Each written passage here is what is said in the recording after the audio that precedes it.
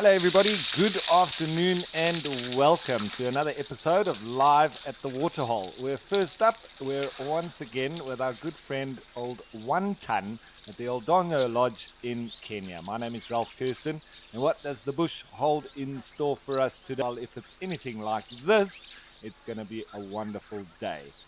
So you're going to have to sit back, relax, and watch as the animals come down to have a drink and cool off. Per usual, please don't forget that this is a live and interactive experience, so we'd love for you to jump on board with us and send us through your questions and your comments. You can do that by going on the Wild Earth website and registering. You can also join the conversation on X, formerly known as Twitter, using the hashtag WildEarth.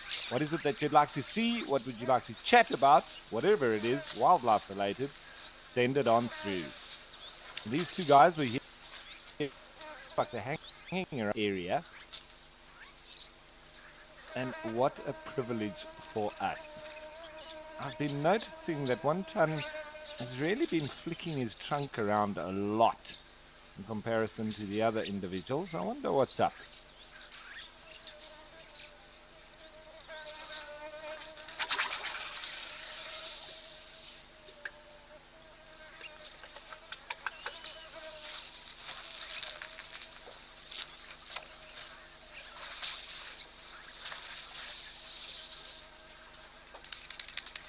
Like he's wandering right into the water now. What magnificent beasts. This is absolutely amazing.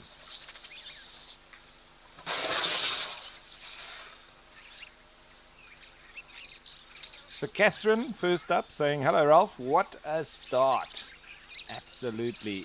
Always stunning and a real privilege to be in the presence of such big, magnificent beasts. Some of the last left of the real true big tuskers, and nice to see them doing well.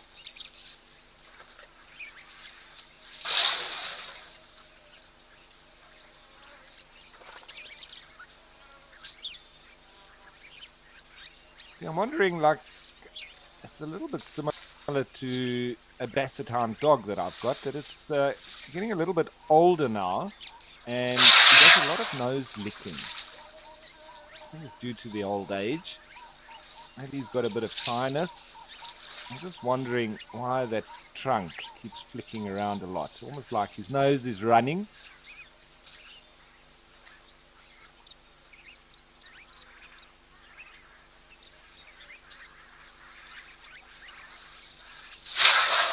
And Darcy Miller, welcome aboard once again and saying, hi Ralph, it's great to see One Ton. It's always fascinating and lovely to be in his presence.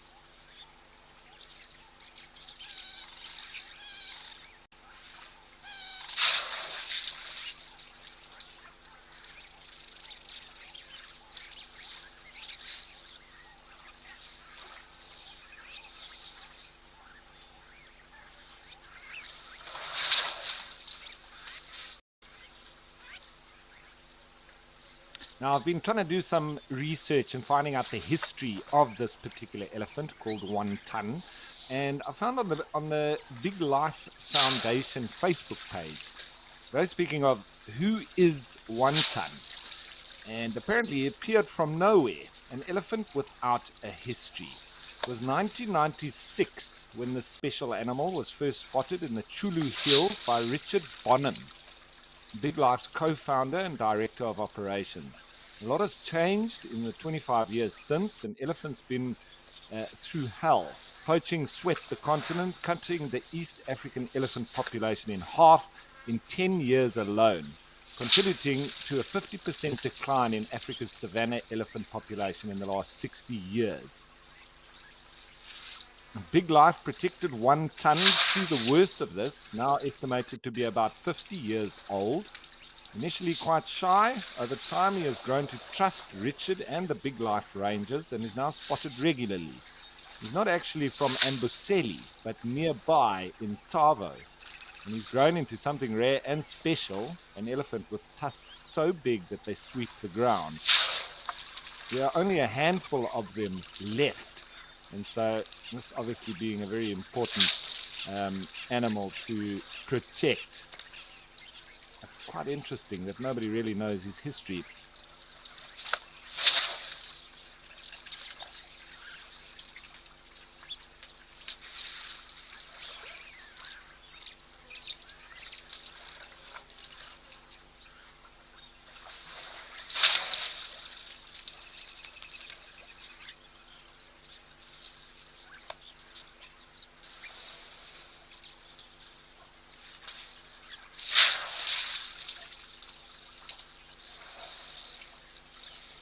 Nehru continue on saying that though one ton has survived to this point in his life, he continues to face a number of threats, reflected in the recent change of the status of his species from vulnerable to endangered by the IUCN.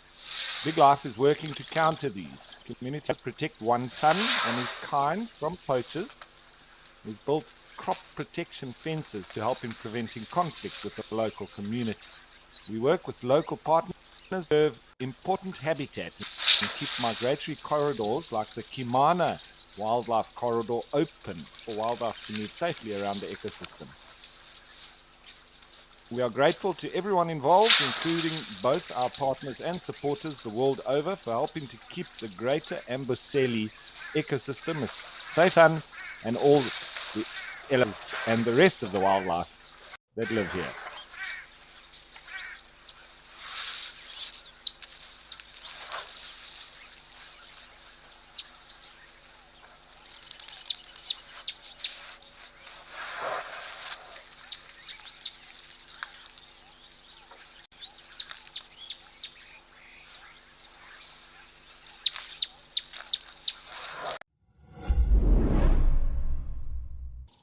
Join the Wild Earth YouTube superfan community and unlock a world of additional perks. Get exclusive early access or discounts to Wild Earth travel deals. Wear the best bush attire with merchandising discounts. Enjoy an interactive live monthly private safari. Don't miss out on the ultimate fan experience. Join the YouTube superfan community today. Explore the untamed valleys and thickets with Ralph Kirsten. Beautiful. Or venture into the wild with Eric Barnard. I will take you to my favorite places, show you my favorite animals, share the best stories, and you'll definitely be able to watch the stars. There are only 6 places available on each safari. For more information and to secure your seat, contact Wild Earth Travel.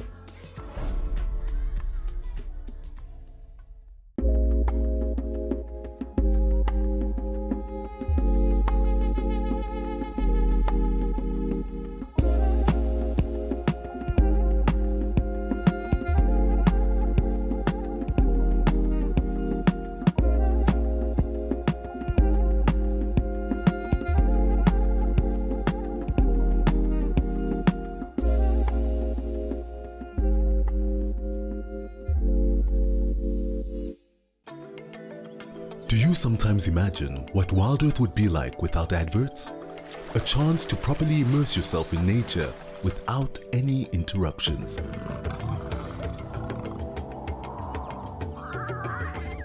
Sign up to be an explorer for a small monthly fee and you can truly escape into the wilderness. Ad-free viewing is now available on our app as well as on our website. Wild Earth, it's in your nature.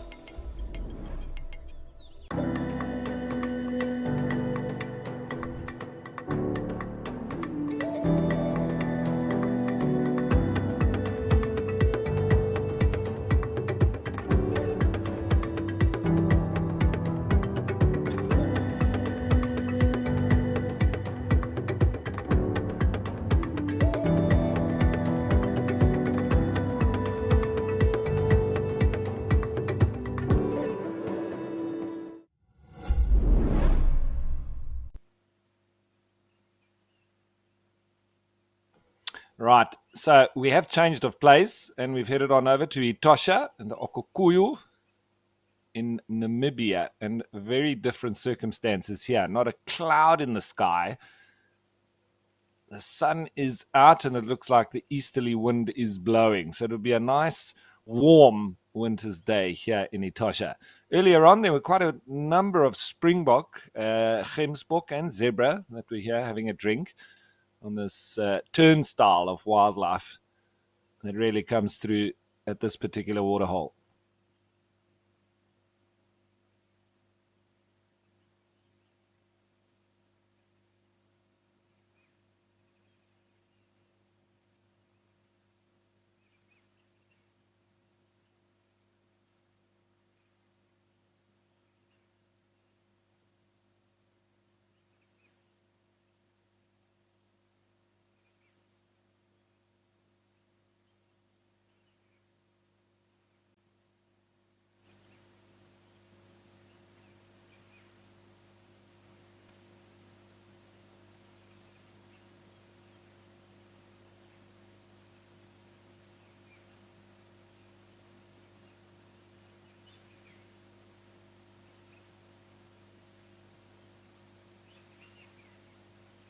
Okay, so we had a bit of a dropout in the camera at Old Donyo, but it seems to have been sorted out. So let's head on back there.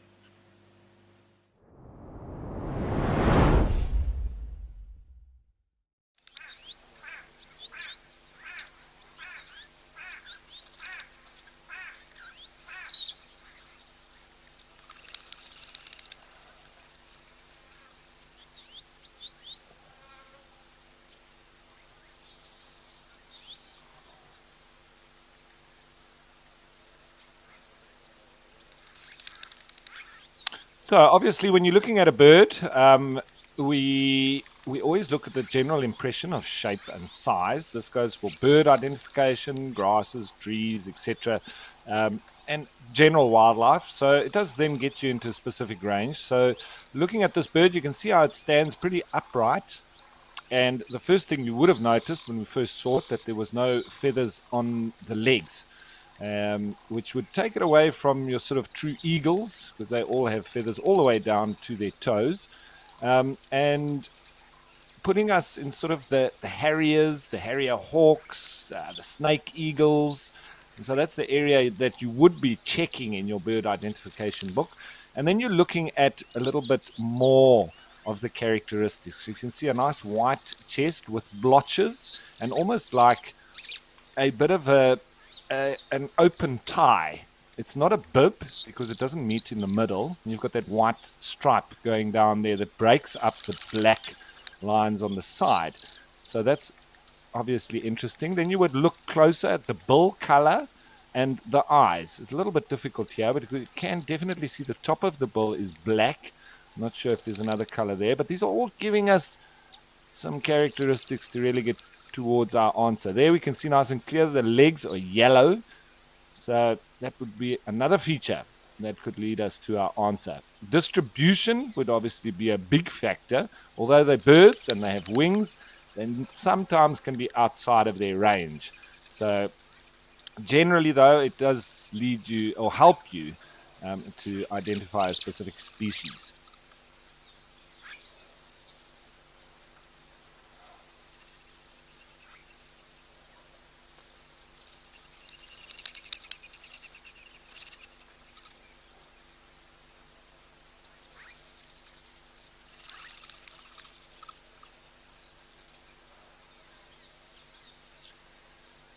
So for me, I'm going for a buzzard, and I think there's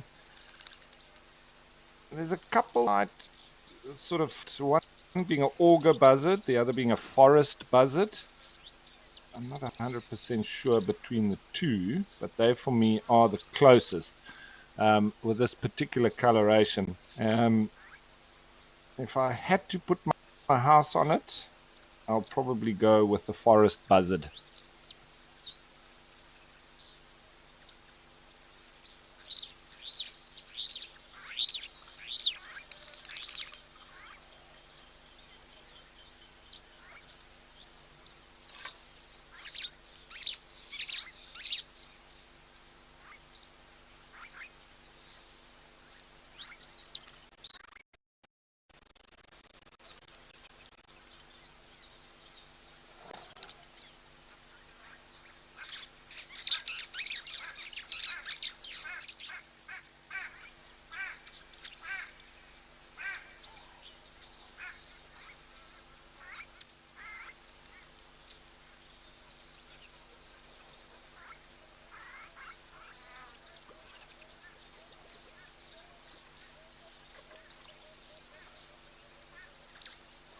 So Catherine was saying, my guess is a western banded snake eagle. It's a good call, Catherine. But for me, you know, all of the snake eagles have quite a boxy head, and this is always what leads me to think of a snake eagle. And the western banded snake eagle, I'm not sure. We can't see too much of the real colors there up just above the legs, because with the western banded snake eagle, it's got a lot of bands there on that area just above the legs, and it doesn't look like that for me. As well as this mottling that's further up, not really present as much on a banded snake eagle. So I'm definitely in the buzzards, and my closest for now is a forest buzzard.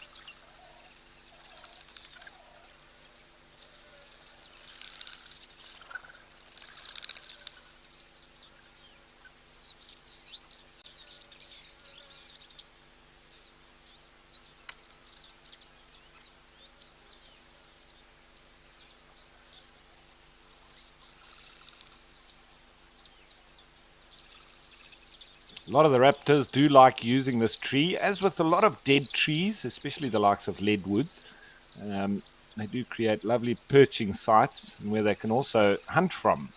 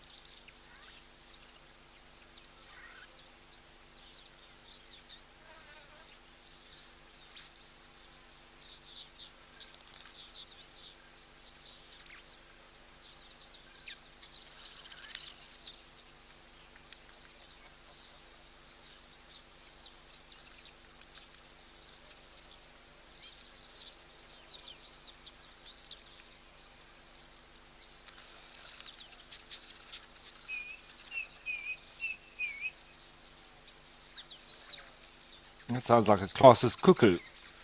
And sometimes in this part of Africa, the cuckoos don't necessarily migrate because the conditions remain throughout the year, being very tropical. But sometimes it could also be a mimicat that's calling like a cuckoo. That definitely sounds like one. Now, Queenie was asking, does the tree that a bird is in help you ID which bird it is? Generally not, Queenie. Sometimes, because little birds do sort of prefer thorny trees, etc., to nest in. But when you're looking at a raptor like this, we've had African hawk eagle, African harrier hawk, we've had a brown snake eagle. And this here, then, for me, one of the buzzards, I think it could even be a female auger buzzard or a forest buzzard. I think it's one of those. But definitely a new one out of the other species. And I wouldn't be able to tell you which, as a result of which tree it's sitting in. It's just a lovely perch for them. And so there are specific trees that when they die, they don't degrade as quickly. And so the likes of leadwoods would be perfect, especially for nice big vultures, etc. They really like them, and they stay there for so many years because of the density of the wood. So it becomes then a favorite perching spot. It's also nice and clean.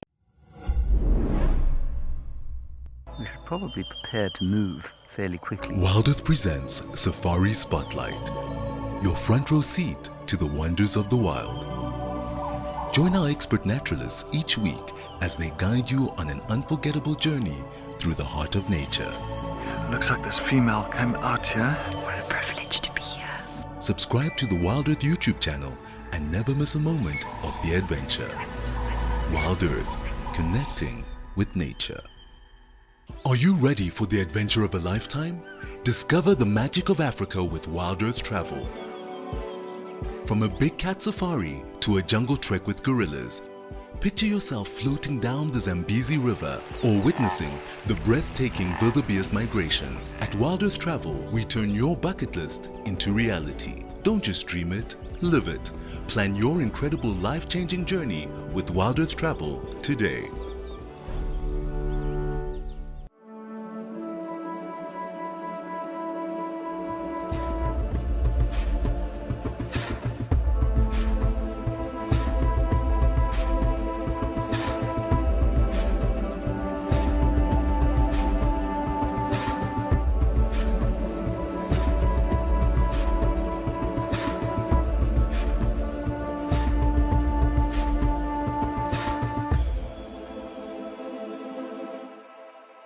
Did you know that the Wild Earth team makes weekly behind the safari content?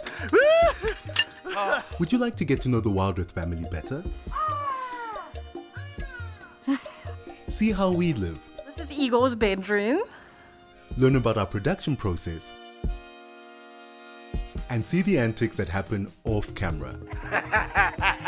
Sign up to be an explorer and you will get access to all this content and more.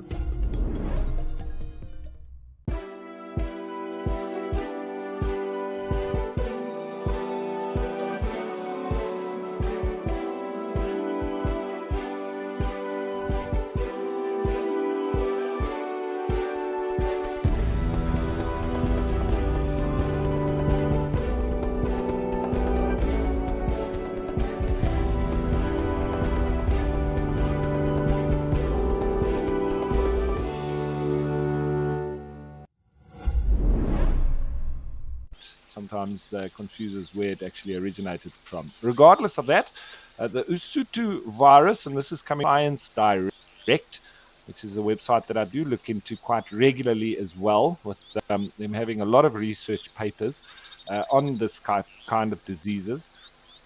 The Usutu virus, or USUV, is a mosquito-borne flavivirus. It will be non-pathogenic in Africa. It's been emerging in birds across southern and central Europe since 2001. So USUV causes large outbreaks of severe neurological disease, especially in blackbirds, you say, Asbo. And symptomatic human cases are rare, but infection may cause life-threatening neurological disease. USUV is maintained in an enzootic cycle involving ornithophilic mosquitoes and birds. So obviously mosquitoes that bite birds. And in Africa, the vector and host species are the Culex neve mosquitoes and hornbills, little green bulls, and curricane thrushes. In Europe, the Culex pipiens and blackbirds are the primary hosts.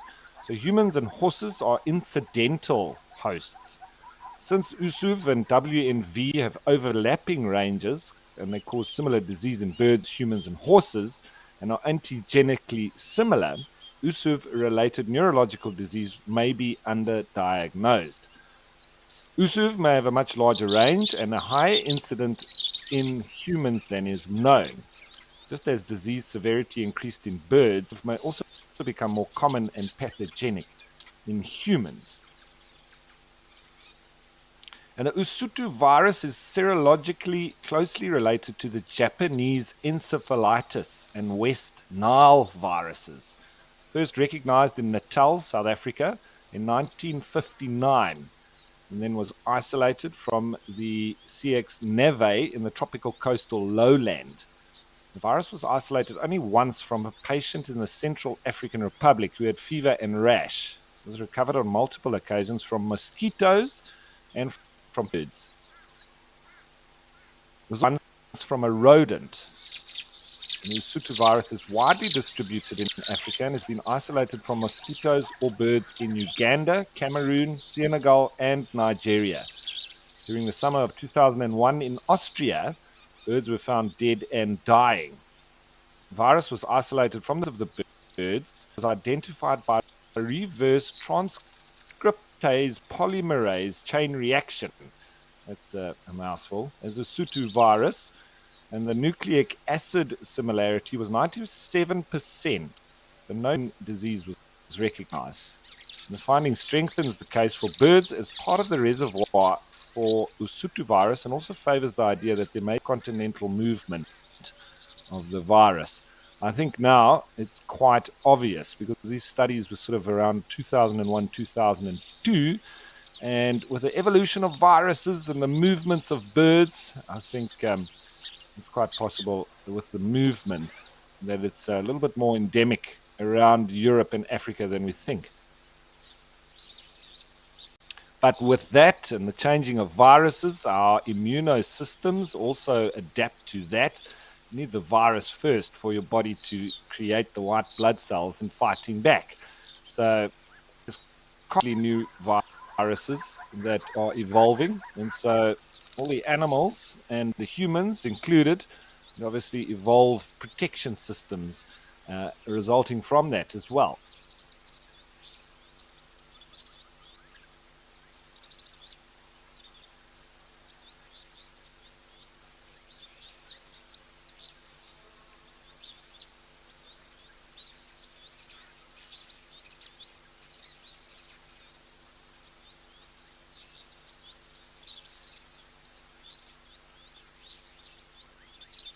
As we get the superb starling coming in here, I just want that I am an amateur mycologist, sort of delve into terms of growing out cultures on petri dishes, etc. And it is absolutely amazing. If you just leave a petri in open air for a couple of seconds, it literally grows on those plates. It's incredible. And this was obviously how penis was found, with an open petri in a window. And a spore of a penicillin literally landed on the plate, and it was shown to sort of fight against a lot of virus and bacteria, and so that was the origins of it, just literally found by chance with an open petri dish. But it just shows the amount of virus and bacteria that is constantly floating around each and every single individual organism. And the fight to survive against it is constantly there as well. Beautiful sight of these zebra breeding.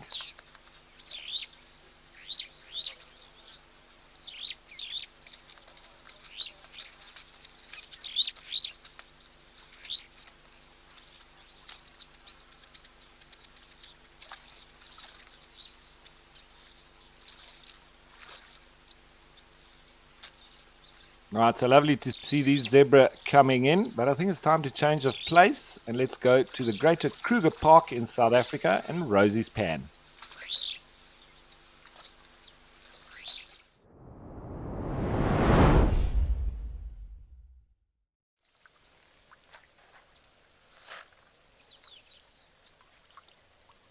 Where the elephants, or a couple of them at least, have come in for a drink. Wonderful.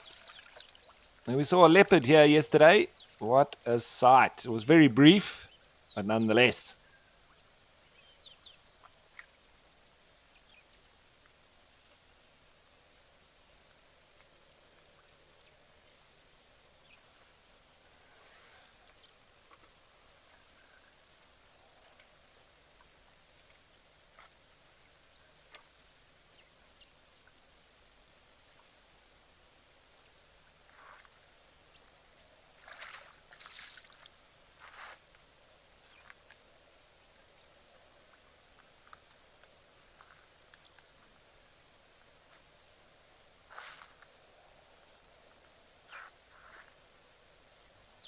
So this one in the foreground, sticking its ears out, trying to make itself look bigger.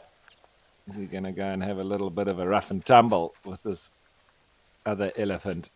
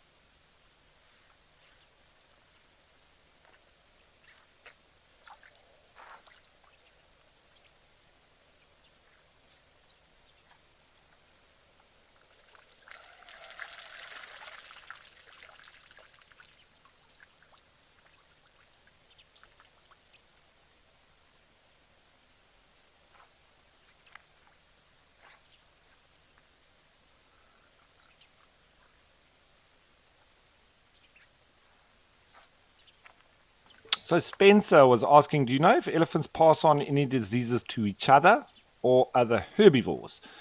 So the one that are of most importance, Spencer, is just like humans, elephants get the herpes virus, and they do pass that on to other individuals within the herds as well. I'm not sure that they do really pass it on to other herbivores, but the three major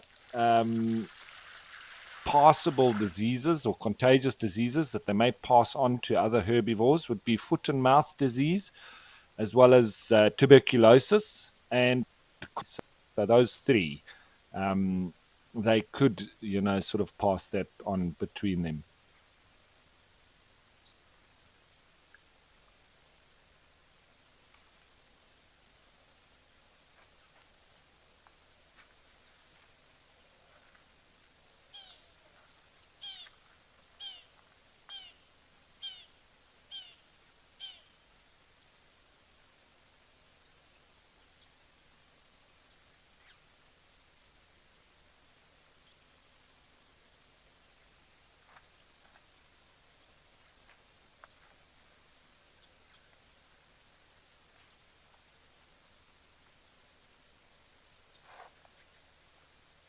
Looks like two young bulls just getting to know each other. Maybe they have been moving together, but there's always fun and games between the young bulls, and even when they get older, like a bit of rough and tough.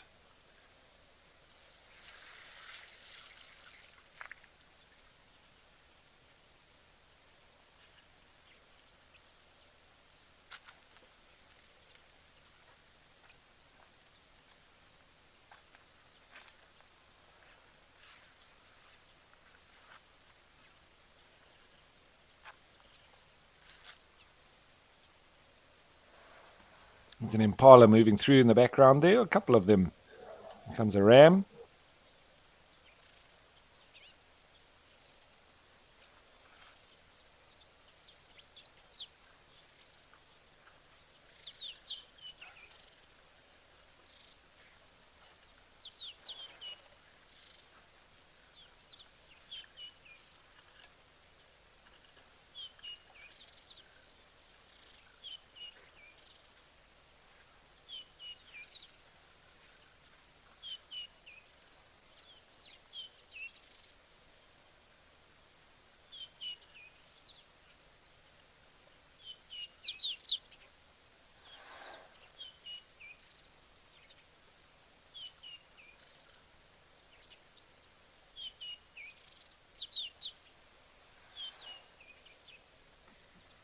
Getting in nice up and close and personal, this chap. I think its tusk and its skin with its trunk there.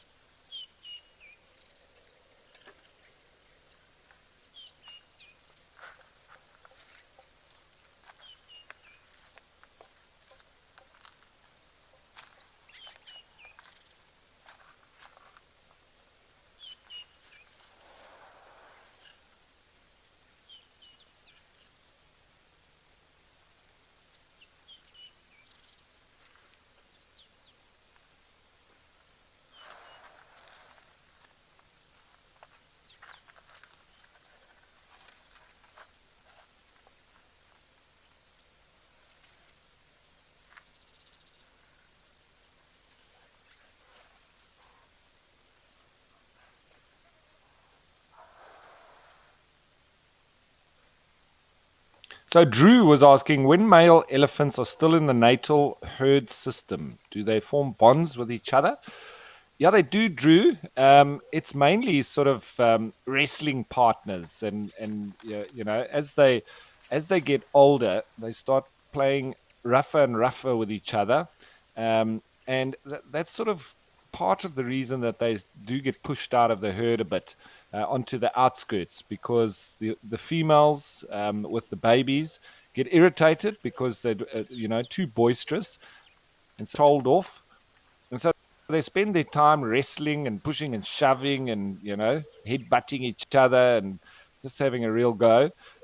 As with young boys within humans, playing rugby and getting rough, and it's sort of part and parcel of the species and of the gender as well. So very similar in elephants, and slowly but surely they just become too rough, and the herd then has enough of them, and they really then need to stay on the outskirts, and then they slowly start leaving the herd altogether. And very often those bonds that would have formed between them, well then they move off in a little.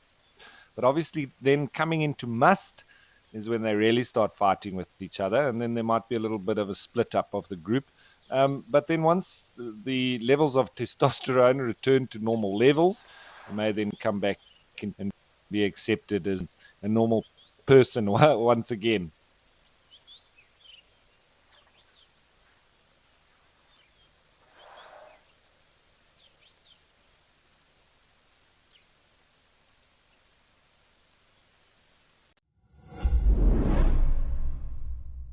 We have an exciting announcement. Wild Earth is launching a YouTube membership program. For a nominal monthly fee, members get an ad-free channel, prioritized questions, early access to videos, and many more perks. You'll get fun features like badges and emojis that'll make you stand out in the chat. YouTube memberships will help us to continue with our mission of connecting people with nature while giving you access to lots of our amazing content. Get ready for an adventure of a lifetime. Wild Earth Travel is proud to launch a brand new grand tour. Backed by popular demand, join us for an unforgettable experience where you'll meet Wild Earth presenters from past and present, participate in an exclusive rhino conservation project, and even take a masterclass in wildlife filming. And of course, you'll get up close and personal with your favorite animal characters. Book your spot now and dive into the wild with Wild Earth Travel.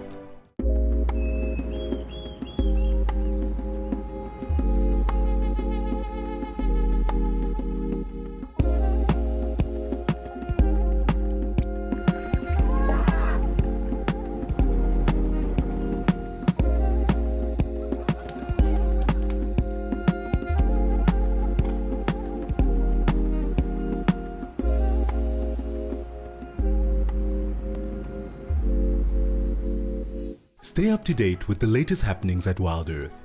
Discover what goes on behind the scenes and get a weekly recap of the best moments on the channel. He's got it! And he's straight up a tree! Sign up to be an explorer and receive our newsletter written just for you and sent straight to your inbox every week. Wild Earth Explorers, a club for people who are passionate about nature. Thank you for joining us and have a fantastic morning.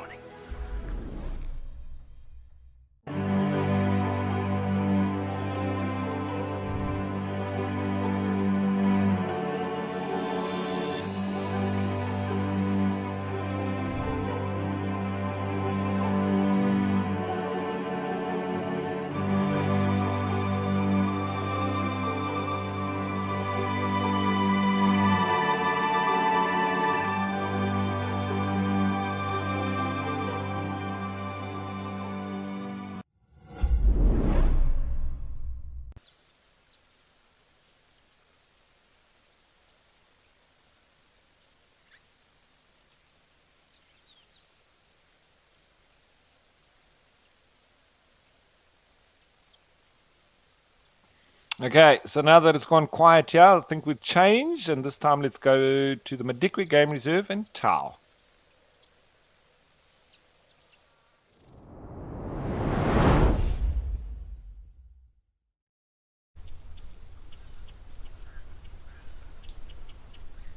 Where we've got some more stripes. It seems like there was a bit of fighting going on between them.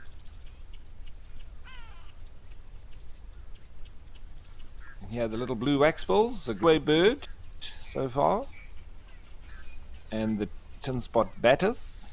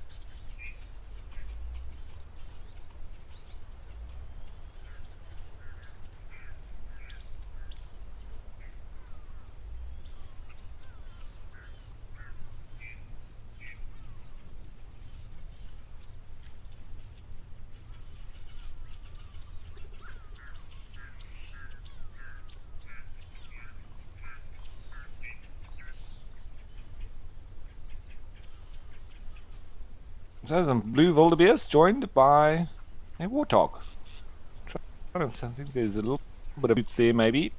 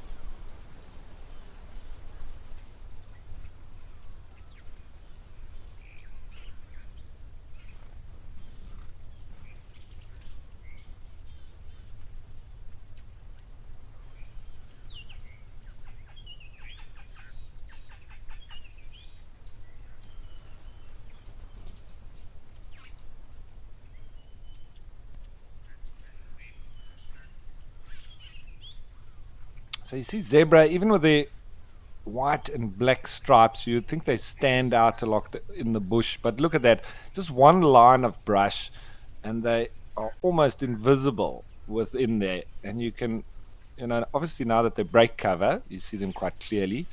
But just behind one bush, and their body outlines are broken up, and it's quite difficult to make out individuals, and they almost disappear.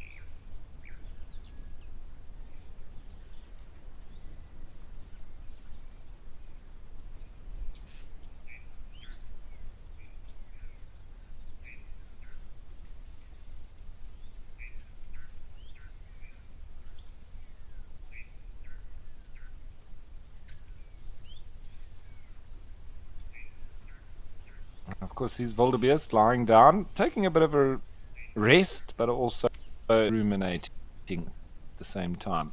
Very important part of their day, getting through that digestive process.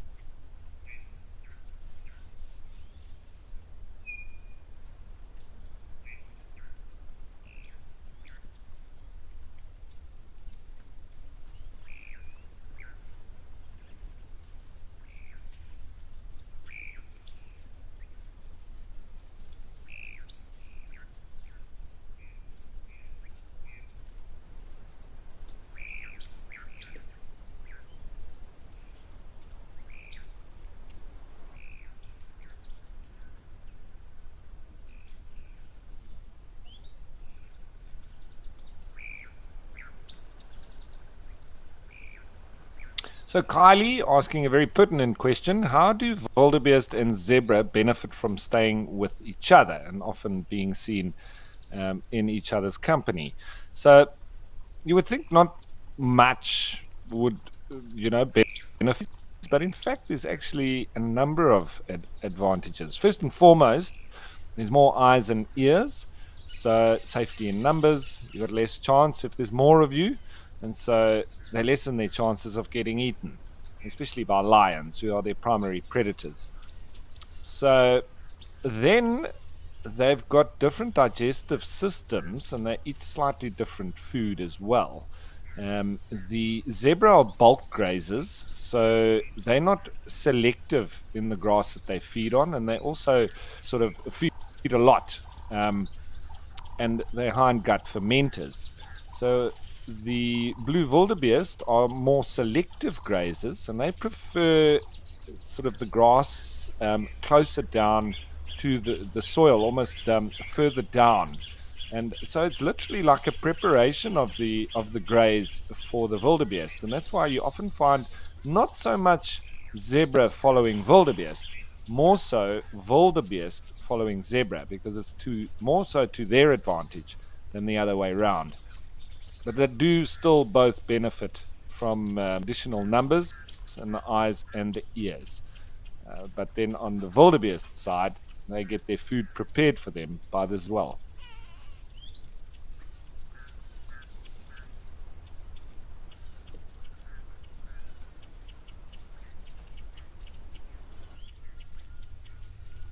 Okay, so another nice stop in here at Tau, as always. But I think place again, and this time let's go to KwaZulu-Natal. I hope the hurricanes left, and Tembe Elephant Park.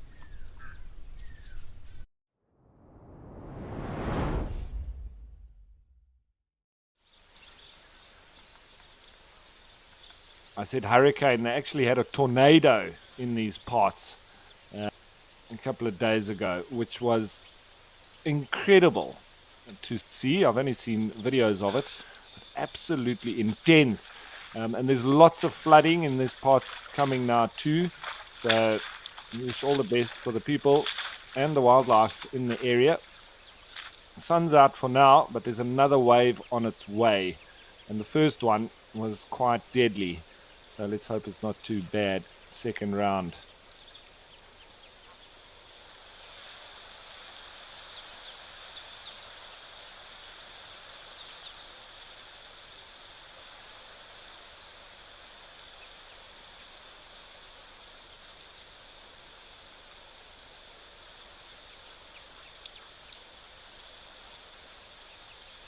So that's a shame. The elephants seem to have left us here. That's all right. We'll keep an eye on it, and we'll come back if any of them return, I'm sure. But for now, I think let's head back to Kenya and Old Donyo.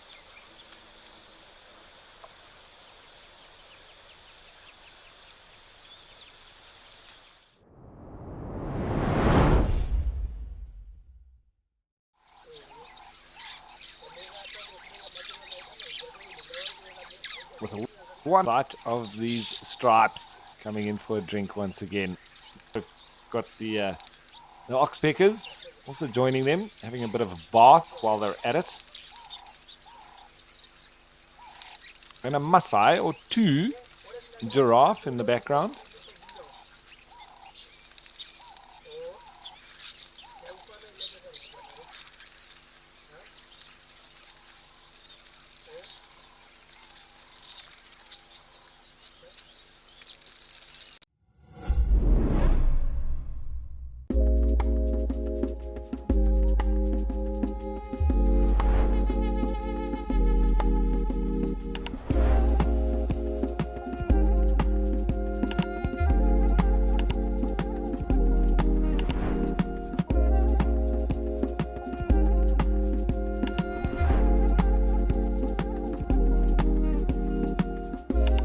This is On Safari. Explore the untamed valleys and thickets with Ralph Kirsten. Beautiful. Or venture into the wild with Eric Barnard. I will take you to my favorite places, show you my favorite animals, share the best stories, and you'll definitely be able to watch the stars. There are only 6 places available on each safari. For more information and to secure your seat, contact Wild Earth Travel.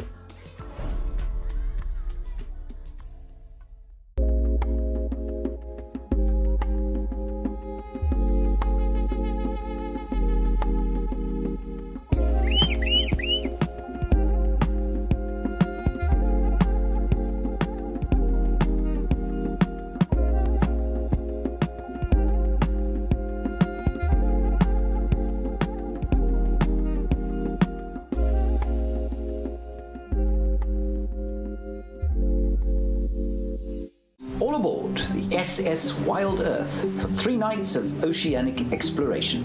Trishada Naidu will be your trusty captain Just take that in for a moment. as we delve deep into the blue abyss.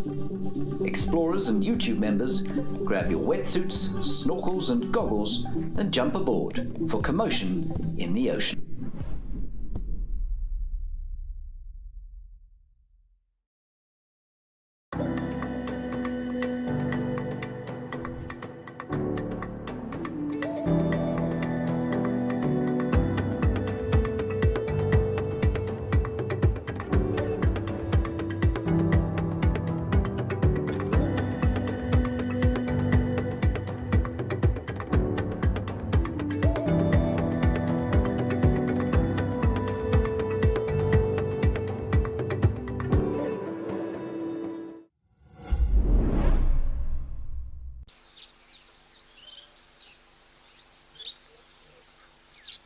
Can hear some voices. There may be some of the rangers or even cattle herders that are moving through these. Obviously, what's concerning these animals.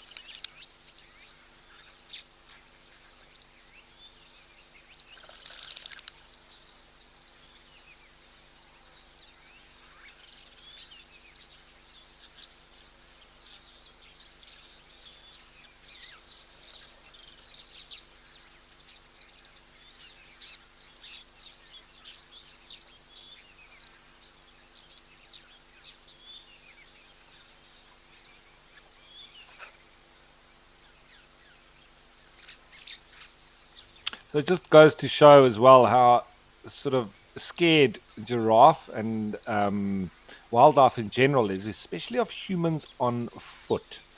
It's crazy because they can very often smell you in a vehicle and they won't run off. But as soon as they see you and standing on two legs, it's an immediate reaction that they become stressed and they normally run away.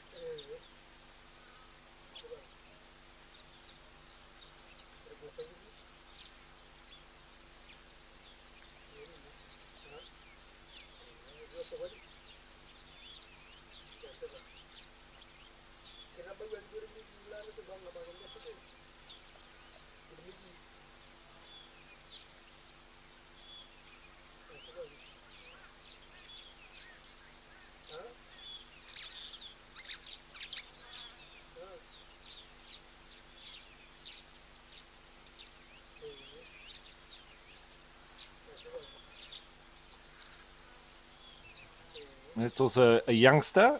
You can see the lovely, fluffy sort of tufts at the top of the ossicones. Or the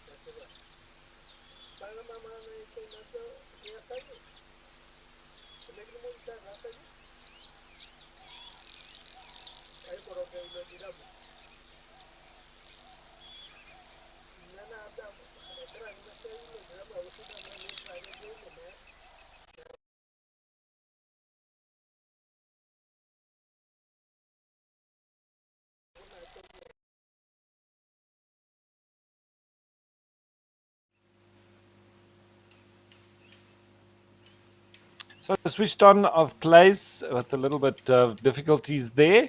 But nonetheless, back to Etosha, the great white place at Okukuyu. What a sight that is now. Lots of gemsbok coming in for a drink. Looks like blue wildebeest as well.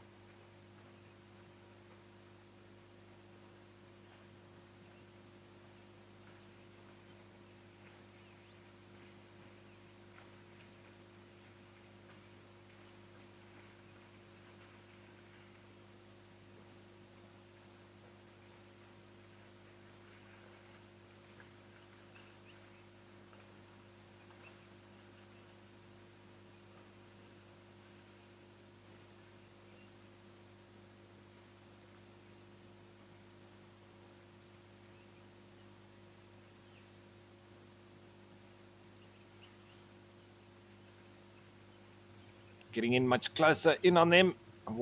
Beautiful antelope, the gemsbok are.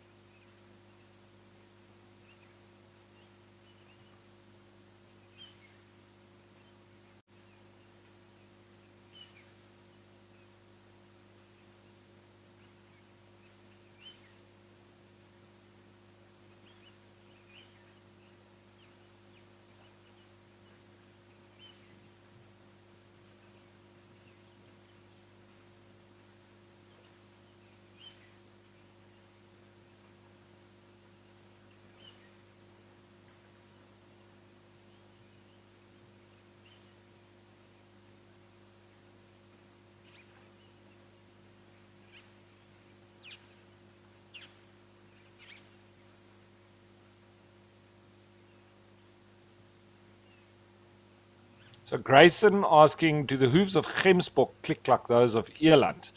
No, they don't, Grayson. They don't really overlap each other in the front. They're not quite as big as an eland, which is, their tracks are very similar to that of buffalo, being much heavier animals. The big bulls can be up to about 800 kilograms.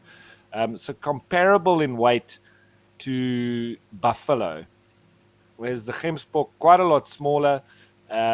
Their tracks has got more of a kind of a heart shape than the more rounded track of an impala, and they don't have those little overlaps in the front that allow the click.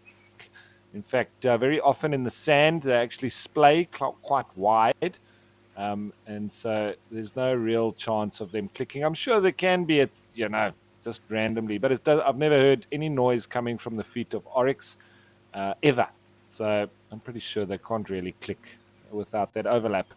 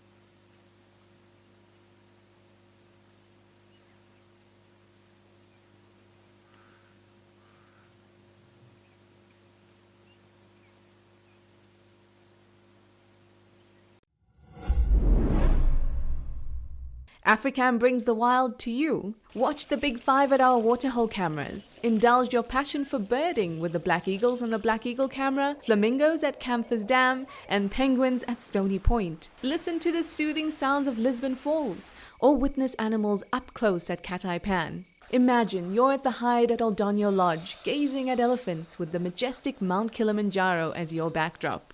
Join us at Africam for an extraordinary wildlife adventure. Are you ready for the adventure of a lifetime? Discover the magic of Africa with Wild Earth Travel. From a big cat safari to a jungle trek with gorillas, picture yourself floating down the Zambezi River or witnessing the breathtaking wildebeest migration. At Wild Earth Travel, we turn your bucket list into reality. Don't just dream it, live it. Plan your incredible life-changing journey with Wild Earth Travel today.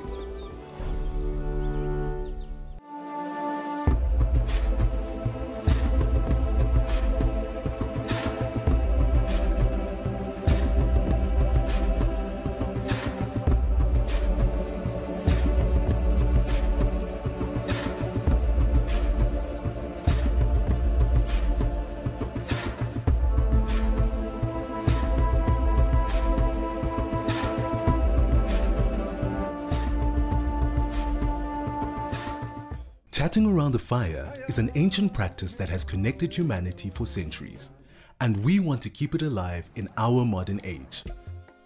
As an explorer, you'll have access to intimate gatherings with our naturalists, fascinating guests, and experts where we share knowledge, insights, and stories around a crackling fire. Rediscover the power of connection. Sign up to be an explorer today and experience the magic of Wild Earth's Fireside Chats.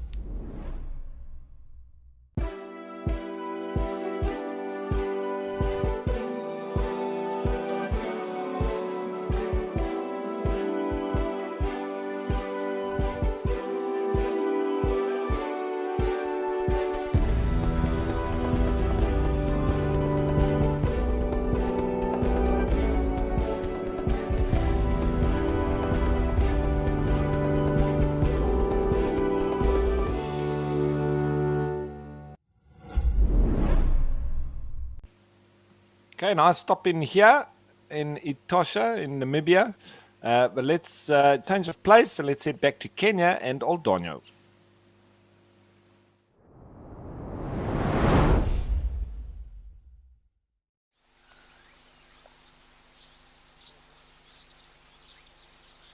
Aha! Surprise, surprise. We've got another bird of prey here. Look at the legs. Now, those have got feathers all the way down their legs. So it's not the same species that we were looking at previously. Definitely a buzzard. Those yellow legs, between auger and forest buzzard, I would say. I'm leaning now more so towards auger buzzard. But now, who are these chaps? These are often and most likely seen in pairs and generally hunt together as well. So this is quite an average sighting of this particular species. But I'd like to know if anybody knows who this is. We can see in the background there's some eland we haven't seen for a while.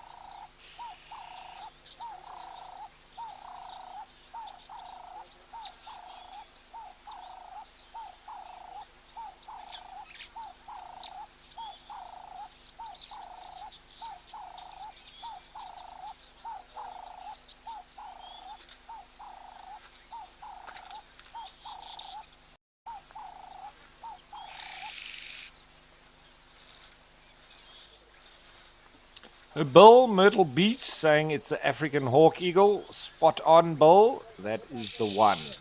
So the African hawk eagle. We've seen one here previously, but I haven't seen a pair like this. So you see coming in for a little bit of a bath. Just lovely.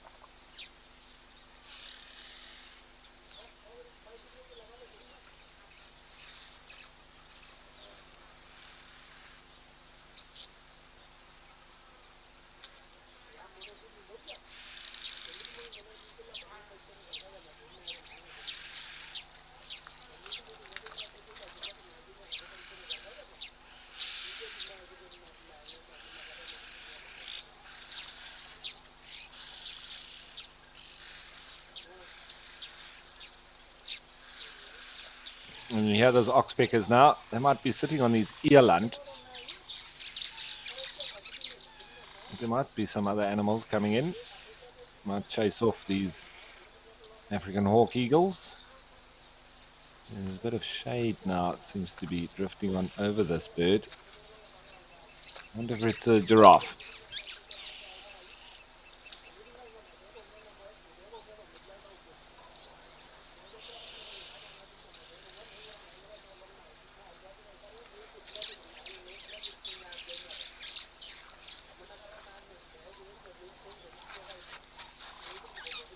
Indeed, a giraffe, and even with the birds being almost 100 times smaller than them, they're not scared at all. Something else big flying through in the background.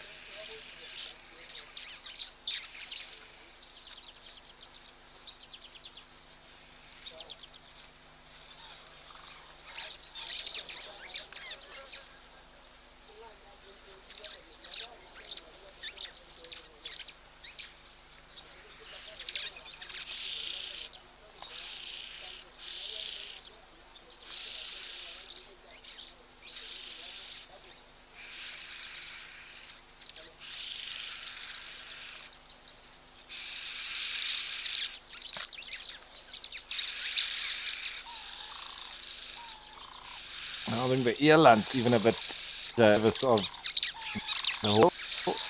Only making its way in now. Oh, ruffling of the feathers, even chased the giraffe off. Can you believe it? Now that's what you call standing your ground. And as I say that, off he flies. The other one's still sticking about.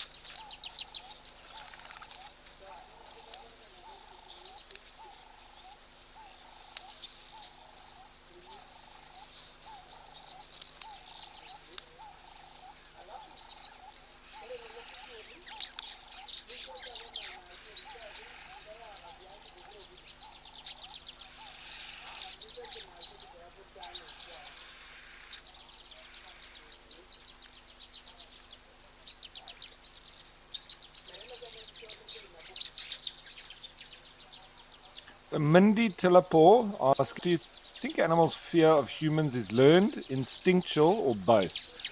I think the overriding feature in it is instinct, but I think it is learned from, the babies passing it on or getting it from the adults and their behavior towards humans. As soon as they, learn that from the adults, it becomes even a bigger part of their instinct.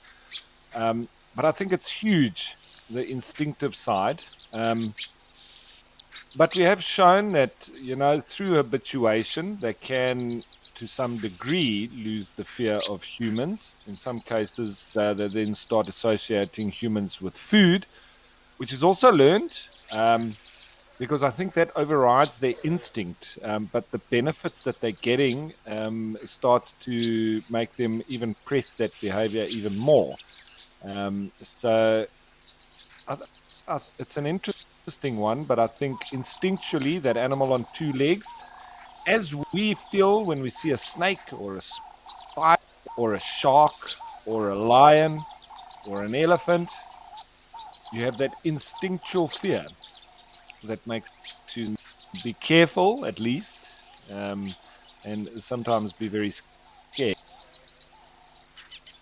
But you can then also learn that in some instances there's nothing really about. But I still think that instinct is the biggest feature in these instances.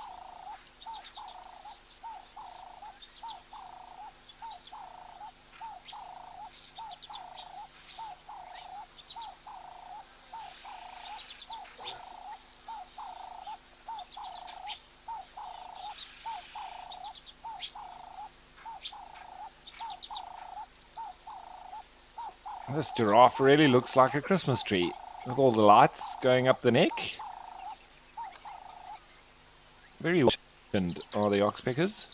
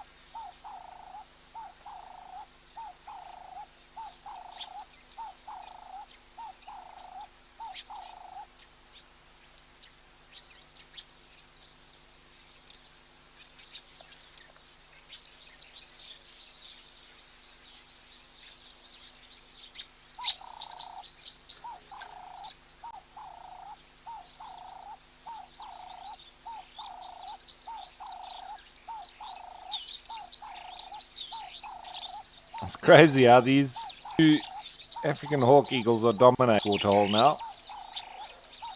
Maybe there's still a bit of nervousness around from the obvious predators that moved through.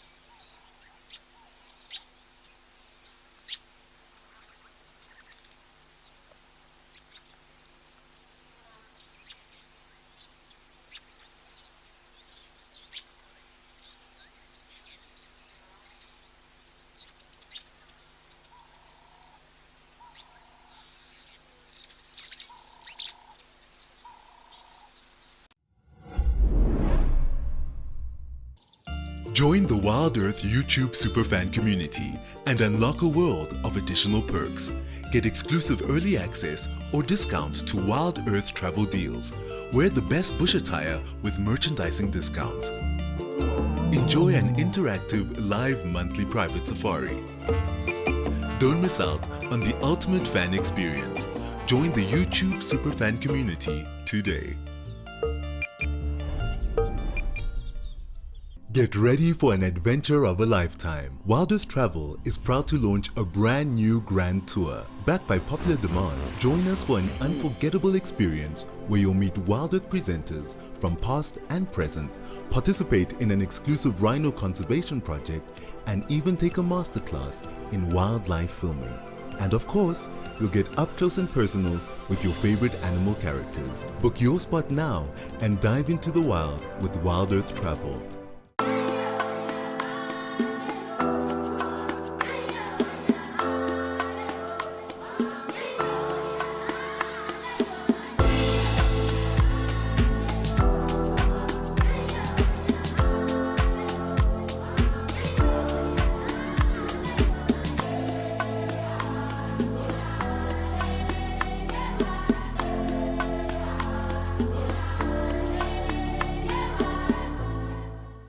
Are you looking to take your bond with the wild to the next level? Download our app and access in-depth chats with our naturalists and special guests. Connect and converse in real time on our Ask Me Anythings, fireside chats, hangouts, and town halls. WeChat, available on the Wild Earth app. Wild Earth, we are Safari.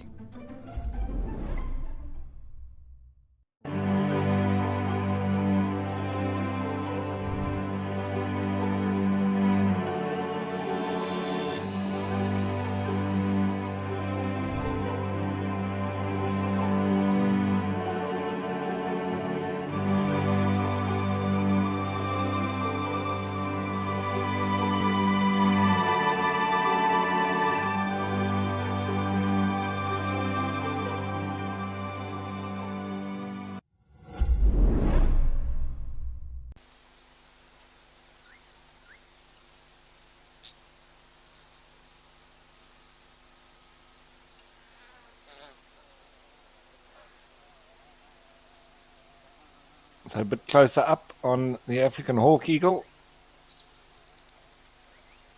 Beautiful markings.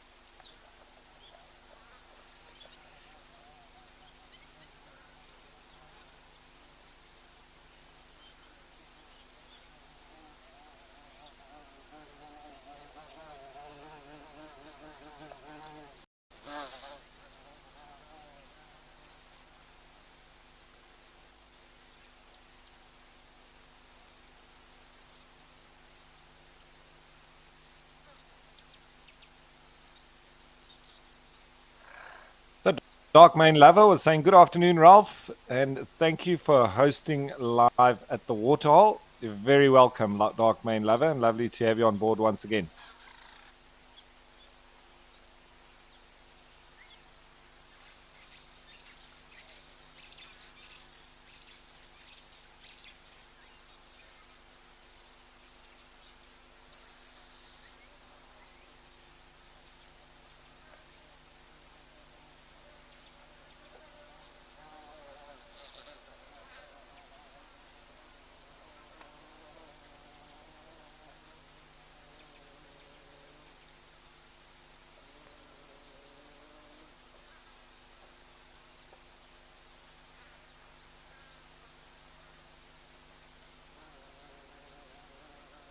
There we go. Now the bird at least getting in. Bathe.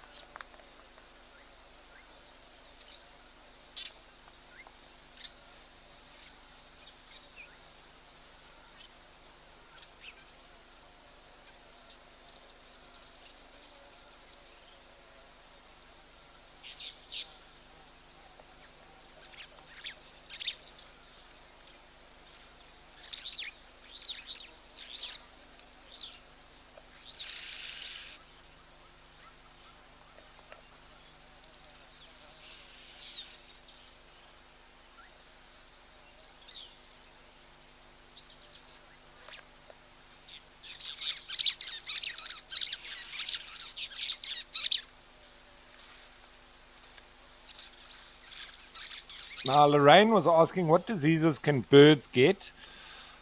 There's not too many that they get, Lorraine, but it's mostly virus. And we do know about an influenza. They had a very big outbreak in 2017 in South Africa, especially amongst the seabirds.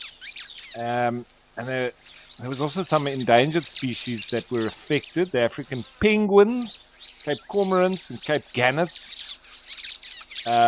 However, the outbreak primarily impacted swift terns. But 2017, South Africa's the devastating outbreak of deadly, highly pathogenic avian influenza killed numerous endangered and such widespread mortality in wild birds has not been seen in the country since the avian influenza outbreak in commons in 1961. And this is according to Sand Parks. So I think we have flare-ups of it every now and then, and that's generally, I think, the bigger part of this disease that they do get.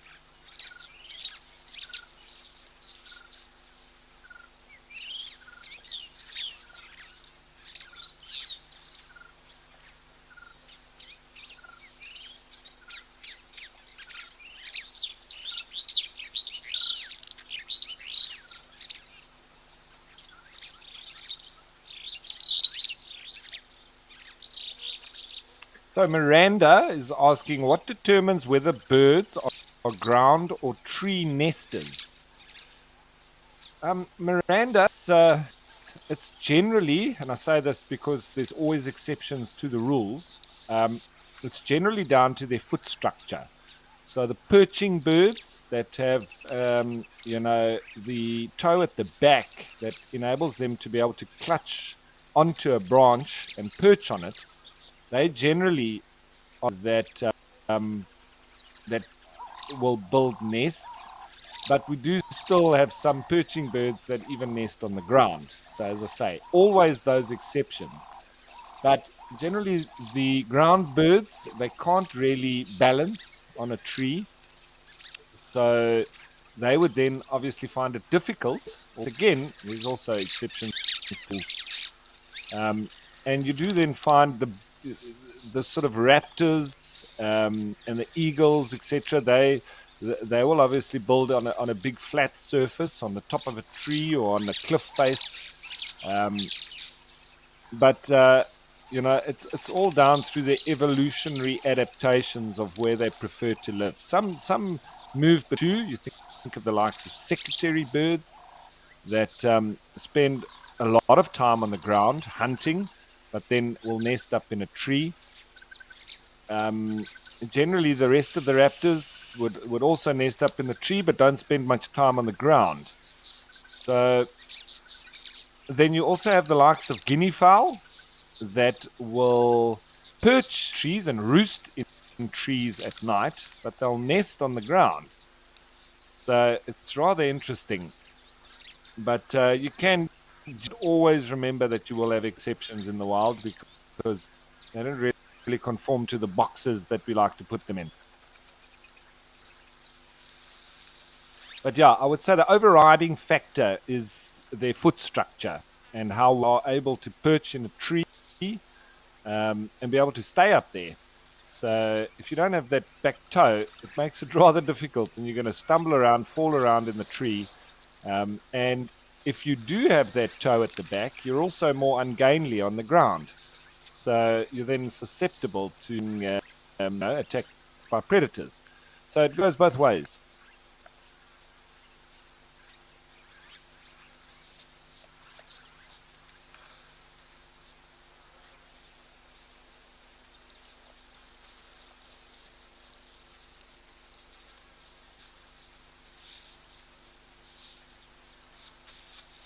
Now, Sparko was also saying that those oxpeckers must be very annoying. I think they are, definitely, because you can see them trying to get rid of them, shaking their heads, trying to chase them off. But I think sometimes it must be quite nice as well. A little bit of a back tickle, scratch. But, especially when they get up inside their ears and around their mouth, I think is when they're most annoying.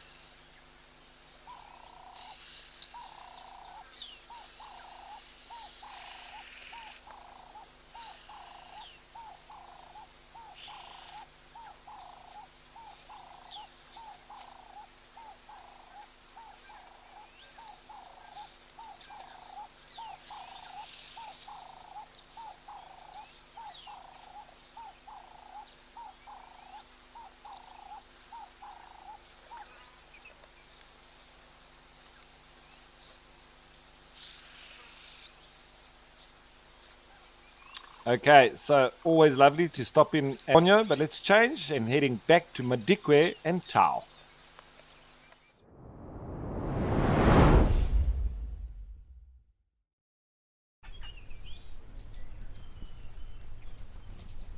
Still lots of stripes around. There's a bit of a youngster there, and then all the waterfowl as well. From, looks like spoonbill, African spoonbill. I think there's some yellow-billed ducks, maybe some red-billed teals. You see the Egyptian geese there in the background with the red-knobbed coot.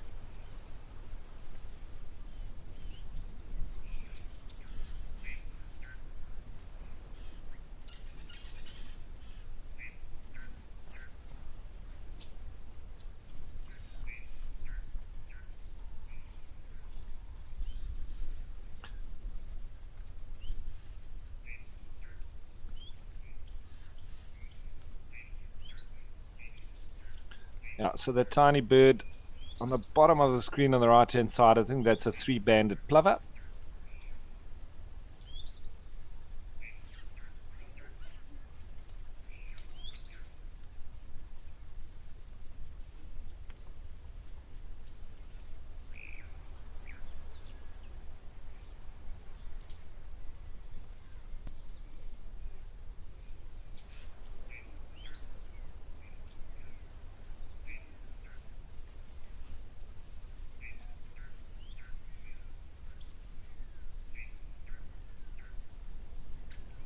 Alrighty, so just the unspeakable there. So let's change of place and let's head up to Okokoyo in Namibia.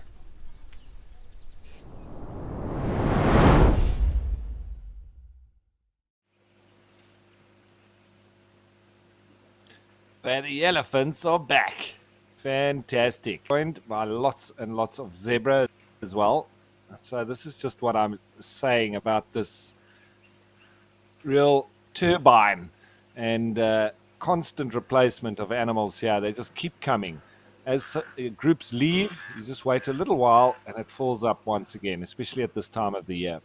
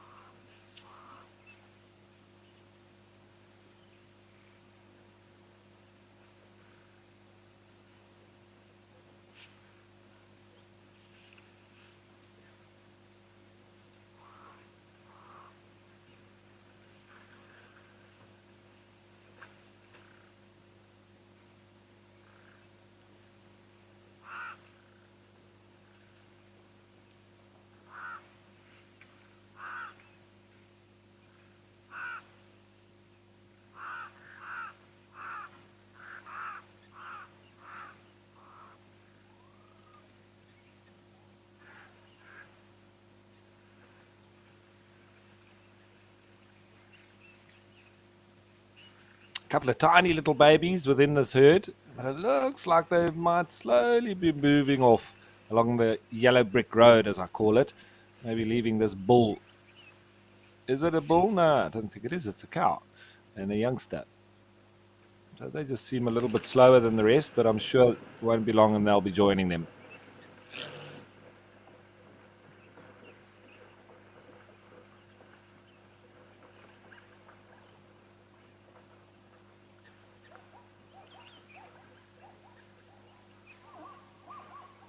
Yeah, just as I thought, joining up with the rest of the herd.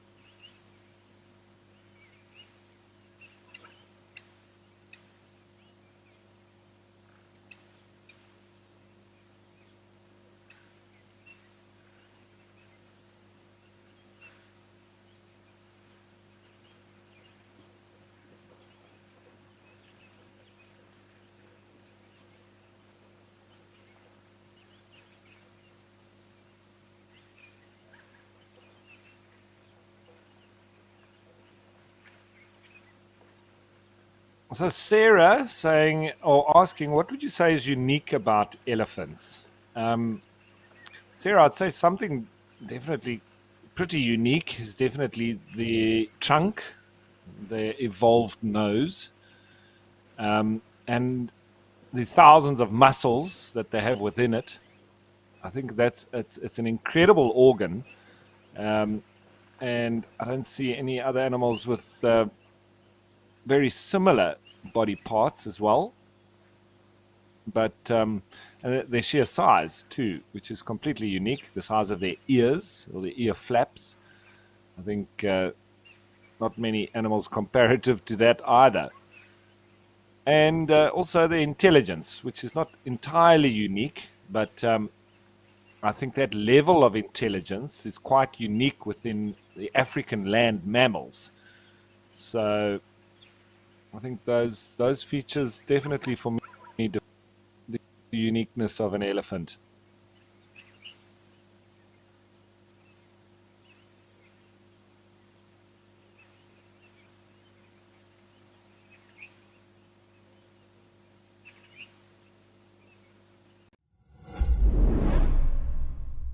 We should probably prepare to move fairly quickly. Wild Earth presents Safari Spotlight, your front row seat to the wonders of the wild.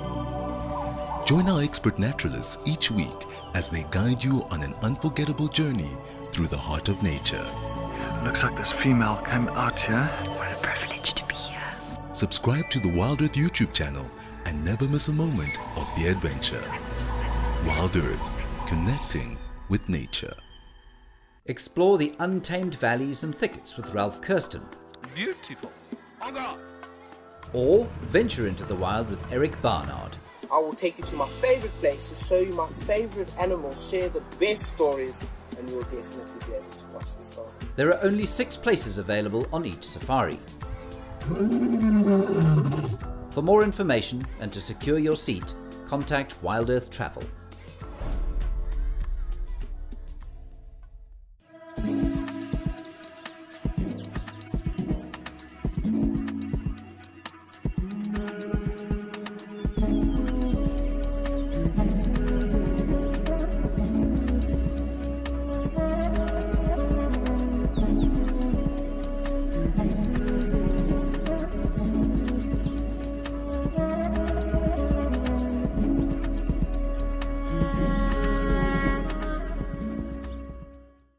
Thank you for joining us and have a fantastic morning.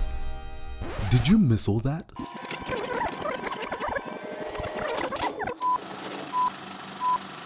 Never fear, you won't have to miss another beat on Wild Earth again with our Catch-Ups channel, where you can rewatch missed safaris and shows whenever you please. Only available on the Wild Earth app. Thank you for joining us and have a fantastic morning.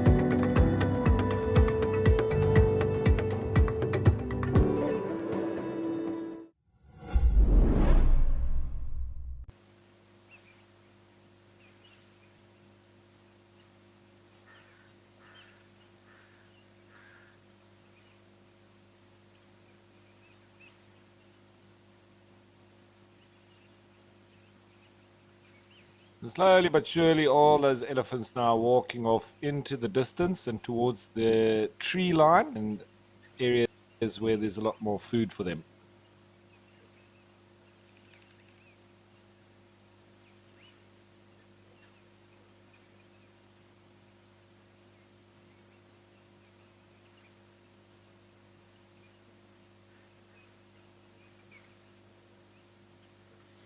Okay, now that they've disappeared, or just about, I think we'll do the same, and let's go back to Old Donyo.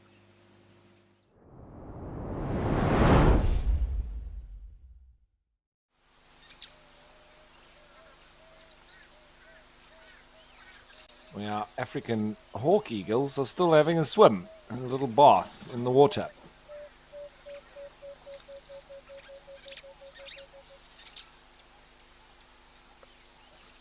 There's a Maasai giraffe in the shade of that umbrella thorn.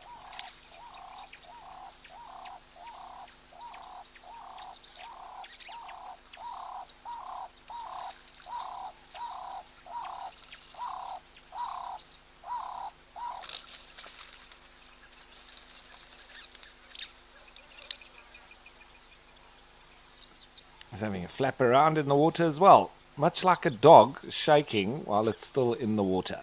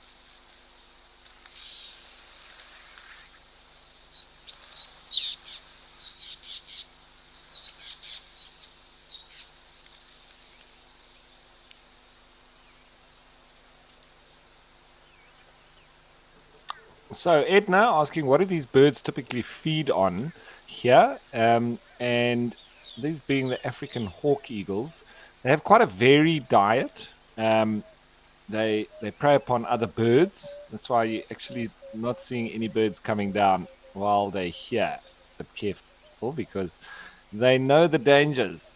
But they can even feed on quite large ones, including fawns and other game birds. They feed on smaller birds and even mammals such as hares or dik-diks, squirrels, monkeys, mongoose.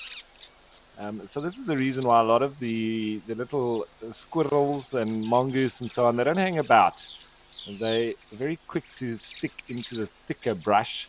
They'll also take reptiles and even sometimes insects. The likes of the termite alates is one of their favorites, lots of birds' favorites. And lots of birds will feed when you have those sort of bursts of alates. So opportunistic feeders and not really a specialist at all.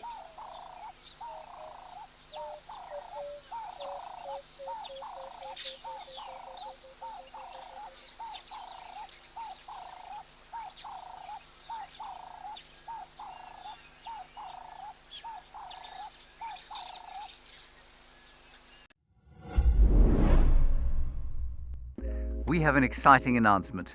Wild Earth is launching a YouTube membership program. For a nominal monthly fee, members get an ad-free channel, prioritized questions, early access to videos, and many more perks. You'll get fun features like badges and emojis that'll make you stand out in the chat. YouTube memberships will help us to continue with our mission of connecting people with nature while giving you access to lots of our amazing content. Are you ready for the adventure of a lifetime? Discover the magic of Africa with Wild Earth Travel.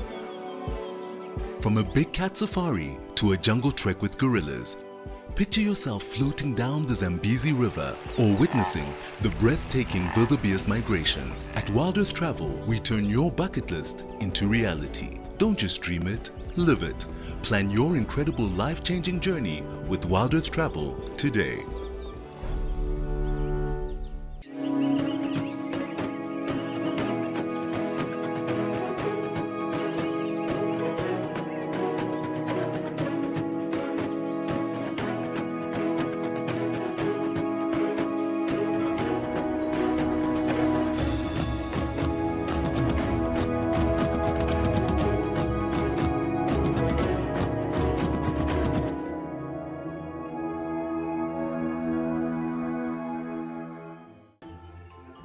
Not everyone gets excited to hear a leopard chuff, spot a pangolin, or see a real impala rut.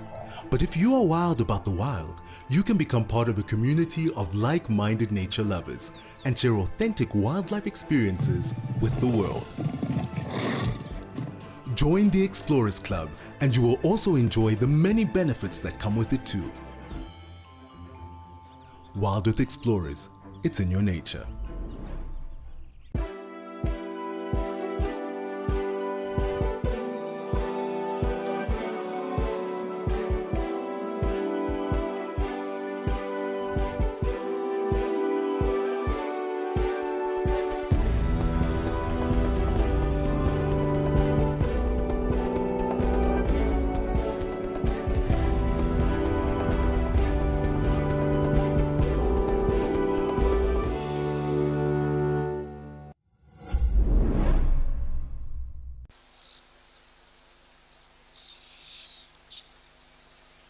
So just as I thought, off goes the African hawk eagle. You might slowly start to see more birds coming in now as a result of them leaving and the danger subsiding. You know, maybe even the giraffe as well. He was also scared of them for some reason.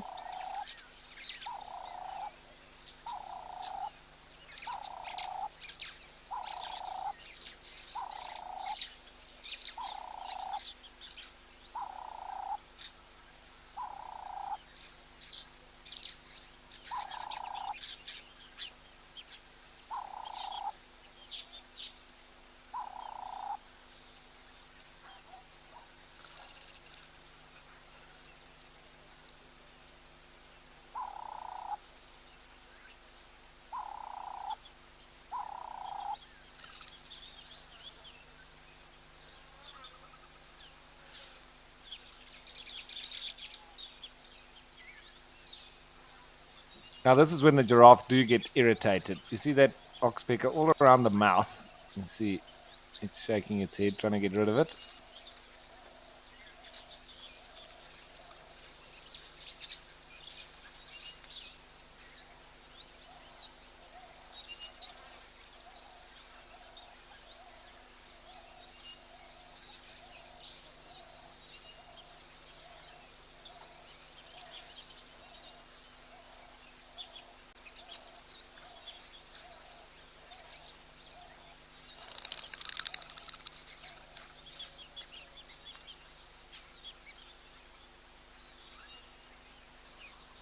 So Mike asking, is it coincidence that they fly off almost at the same time?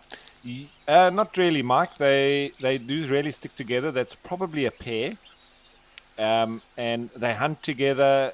And very often when you see them thermaling in the sky, it's one of the ways that we actually very quickly identify that it's African hawk eagles. Because if it's a pair, immediately, and obviously the size of it, but immediately you can think that already, because not all of the other raptors hunt together like they do, and they specifically are always in pairs. So very often I see two raptors, I immediately think first and foremost of African hawk eagle, and then I tried to myself wrong, by checking that if it's not something else. But then normally, most of the times I'm right.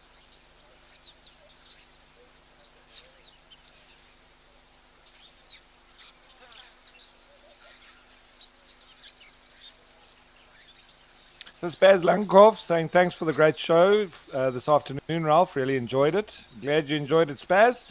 And hope to see you back watching as you are. Fantastic. And as per usual, it's been a completely different day. Nothing ever stays the same. The only constant is change, and you never know what to expect.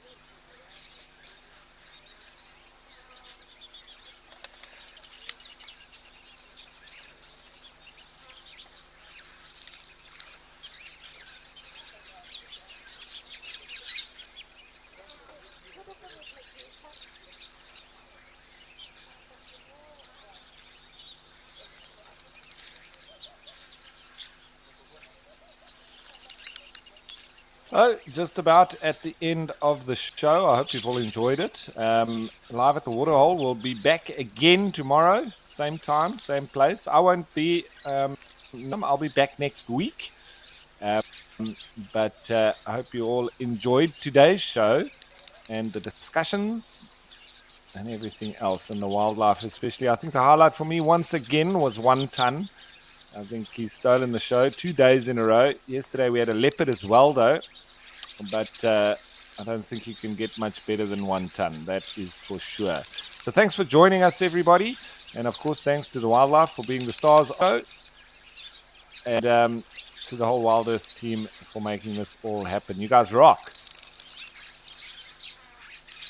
So that's it from me for now, folks. Give it horns. Bush greetings. Cheers.